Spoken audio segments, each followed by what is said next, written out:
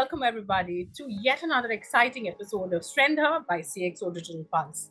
And today, on our quest to uncovering inspirational stories of women who have proved their mettle in leadership, we are joined by a visionary leader who has been revolutionizing the technology, data management, and knowledge sharing space in the oil and gas sector. She has been driving innovation and fostering a culture of continuous learning. From spearheading digital transformation to scaling advanced analytics, she's at the forefront of leveraging digital and AI to unlock the full potential of transformation initiatives. Ladies and gentlemen, let's delve into the remarkable journey of Datin Ts, Habsah Nordin, the head for enterprise data at Petronas. Thank you very much, Datin, for joining us today. Yes, thank you, Kanchi. I'm so honored for that long introduction about myself. I feel like I become a superwoman suddenly. But anyway, it's actually these small things that makes every woman a superwoman in her own right, and all the achievements that you carry are truly inspirational, and that's exactly what we want to uncover through this interview. So okay. I'm going to jump right into the first question that I have, and we see that you have a remarkable journey holding various leadership roles across different domains within the oil and gas sector, especially Petronas. Um, how have the diverse experiences that you've had shaped your approach on leadership and your outlook on life? Okay. I came to work at the age of 22 to Petronas after I completed my computer science degree from Case Western Reserve University in Cleveland, Ohio. So when I came in as an executive, I took the opportunity to learn and take new challenges because I know that will be the time that I will enrich my skill and experience. At that point in time, I was so hungry for new learnings, new challenges, and new areas that I can contribute to my company. And to date, I have been in many portfolios. I was initially in IT, then I moved on to commercial. I did an audit, internal audit. I was in strategic planning for 10 years.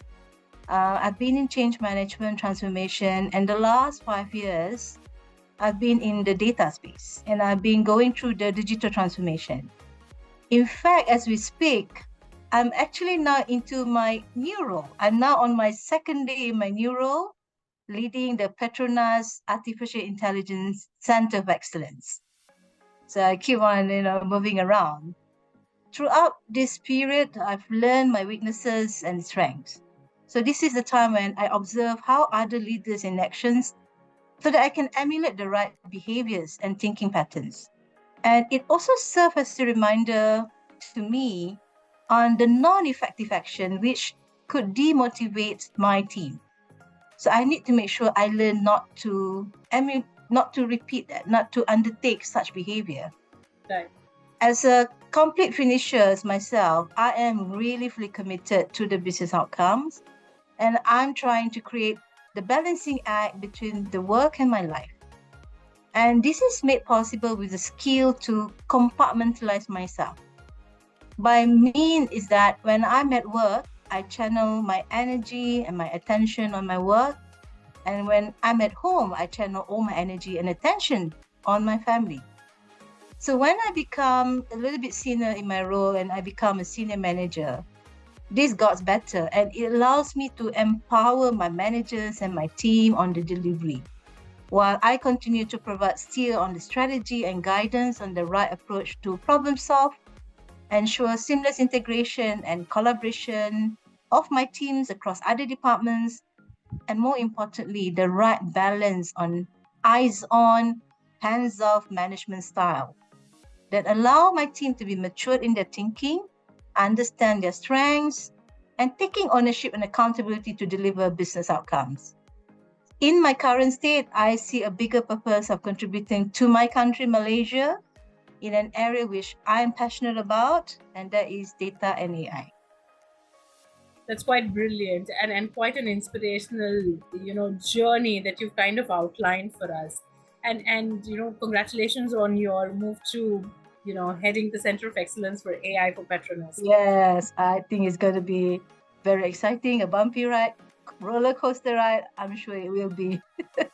I'm sure. And leveraging the powers of AI, especially in the oil and gas sector, is something that we're all looking forward to.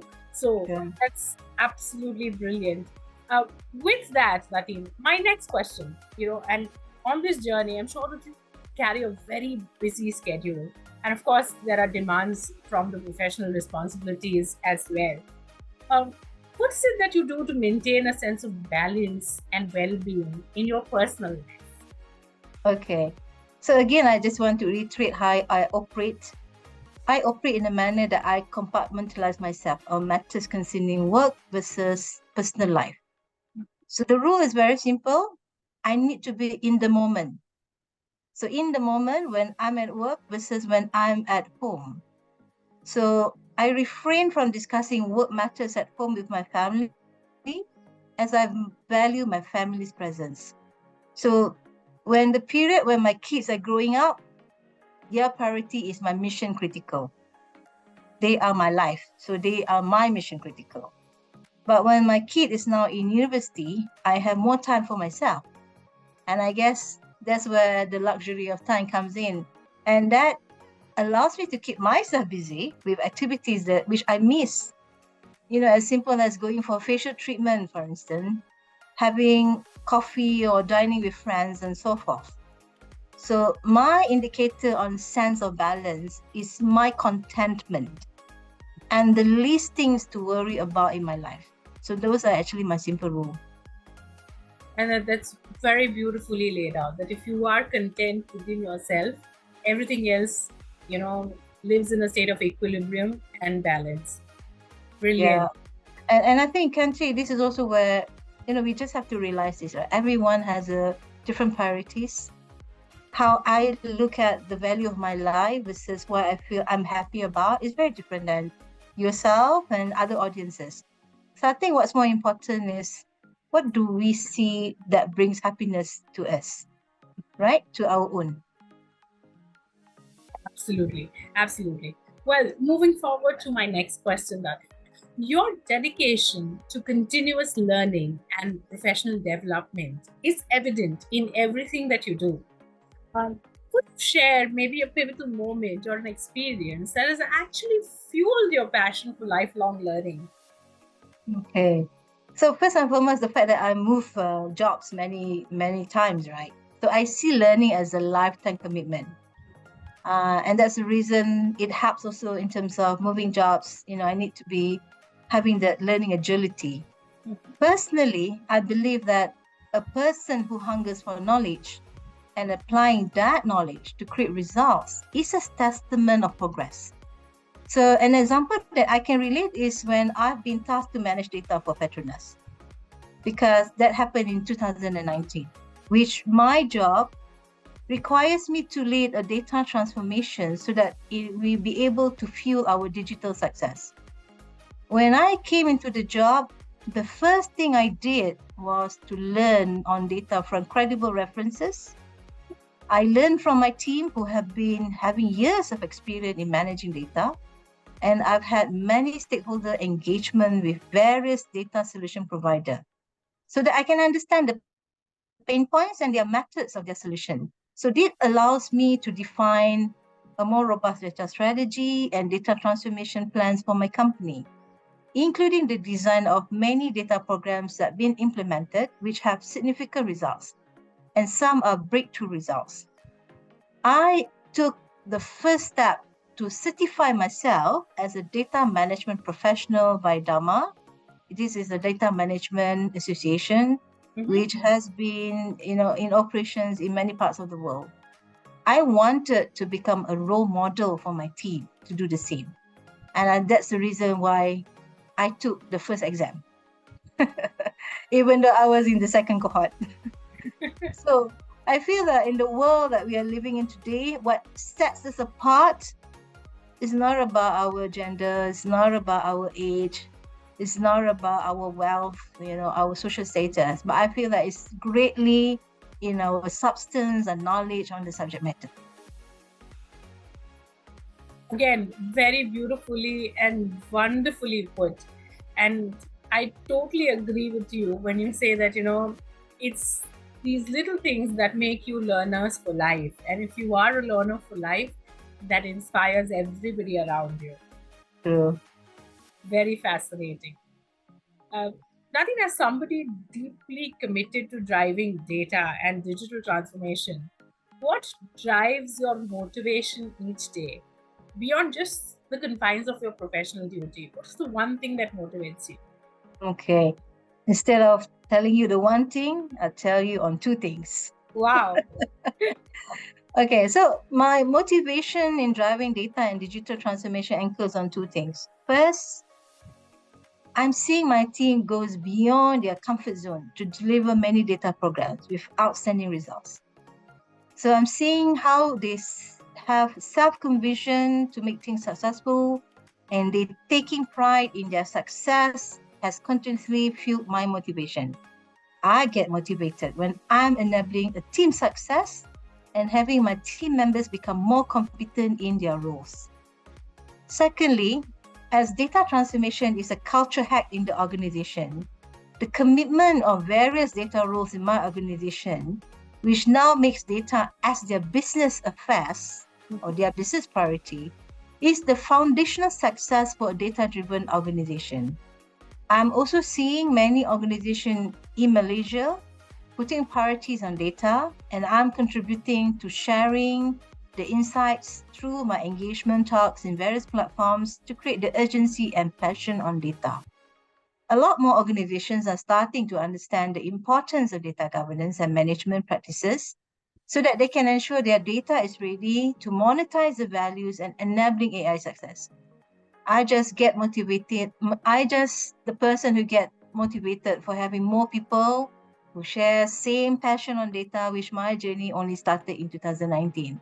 In fact, Kanchi, I will tell you, actually, when I came into this role in data, it was a love by accident. Wow. Because I have to understand the data on its function and understand the challenges and understand a lot of opportunities. I think that's really kicks in terms of my passion on data. And now with my role in AI, I think there's a lot more abundance opportunities that we can actually deliver, and we can make AI great for the world, for the earth, for the good of humankind and so forth. I think we have to see that positivity. I couldn't agree more with that assertion. Technology and leveraging it in the correct way can actually bring us wonderful outcomes that could make the world a better place. Sure. Brilliant. Speaking about, outside of the boardroom and away from the digital realm, what are some of your hobbies or interests that bring you joy and fulfillment? And how do you make time for these activities? Okay. I love plants, and almost every month I buy new plants. The only thing is I don't do my own gardening. I have a gardener to do that. I love to see my plants grow. So it's like nurturing my kids and my staff. It requires attention and love. And at times I need to trim or replace my plants, which, like many decisions, are made about my life and my work. Secondly, I love to travel. I see traveling as collecting memories and experiences. It's not about shopping for handbags, yeah? And this serves as a reminder for myself on many facets of life and the moments I shared with my loved ones. So, in essence, traveling and plant growing really rejuvenates me. That's quite brilliant. I myself love plants and Yeah, have a huge uh, collection of them in my balcony. yeah, So, I have a lot. I have inside my house. I have outside of my house. I have everywhere. true, very true. And I can agree, about what feeling that brings to you, the joy of, watching them grow. Correct. Quite brilliant. Well, that brings me to the next set of questions, which are rapid fire questions, more to understand, the person behind the persona. And I'd like to shoot right away into the first question. Are you a morning person or a night owl? Morning. The morning brings you more energies. True. I already have a list of things to do every morning. Brilliant. Let's talk about the experience of dining with any historical figure, living or dead. If you had the opportunity, who would it be and why? That one person will be Nelson Mandela. He served 27 years in prison as part of his fight to dismantle the legacy of apartheid in South Africa. He's a selfless person, and I respect and admire him for that value. Quite brilliant, quite brilliant. And the kind of feeling that the South Africans have towards him, and the whole world has a host of learnings from what Nelson Mandela did and his life journey. It's quite True. inspirational. True. You said that you are an avid traveler, and traveling is something that enables you to collect experiences. What is the top travel destination on your bucket list right now? Okay, Antarctica for two reasons. One, I would love to see, those are towards the end of the South Pole. I'm not so sure how long we can see that with all the global warmings. And I'm also a kind of a fan club of the penguins. I love to see penguins, so that's the reason why I feel that Antarctica will be in my bucket list. But at the same time, I'm not really sure whether I still want to go Antarctica because it's going to be too cold. But Yeah. I'll make that decision a little bit later. Well, fascinating. Antarctica is on my bucket list too. But if penguins is where you want to first be, then the South Africa is also one more region where you have a host of penguins and you can enjoy with them. Oh, I've been to South Africa, so I managed to I saw the penguins. Right. And the fact that you can walk on the beach with the penguins around you, it's a beautiful experience. True. All right. If you could invent a holiday, what would we call it and how would we celebrate it? Okay. I wish that I have a holiday with no vehicles on the road and people must travel on foot. Wow. I think we need to start enjoying life, go back to basics and take our pace slowly, not go into the speed of life, which at times is a little bit chaotic, right? I will call this holiday the pause. That's brilliant. All of us require that little comma in our life that can bring Correct. that We all need pause. the pause, Kanchi. That meaningful pause, which will actually be very peaceful, no artificial sounds, just nature around us and walking on the street. That's a brilliant thought. I would sure love to jump onto those celebrations the day we start making that happen. All right. The next question and my final one. What's the biggest misconception people perhaps have about you? Okay, maybe people would think I'm a gadget savvy person, but nah, I'm not. Oh, that's nice to know that you like your life slow and steady without all the interruptions that the gadgets can bring. True. So a total nay on the gadgets. Brilliant. This has been a fantastic conversation, Dati, and one that I would love to, keep doing again and again. But I do see that this is the time that we have for the interview today. And I'd like to thank you from the bottom of my heart for having this fun and inspiring conversation with me. Thank you for making time. Okay, thank you, Kanchi. Ladies and gentlemen, as we conclude this insightful interview with Datin Ts Habsah Nordin, her efforts in driving data innovation, fostering a culture of continuous learning, leave an indelible mark and a sense of achievement amongst all of us. Through all her achievements and visionary leadership, she has not only orchestrated the seamless liberalization of data, but also revolutionized knowledge management practices within organizations. And that is the inspiration that we draw from today's interview, and we saw an inner side of Datin who graciously shared her learnings with us. Thanking her, we request you to keep tuning in to Strength Her to uncover more such inspirational stories right here at CXO Digital Pulse.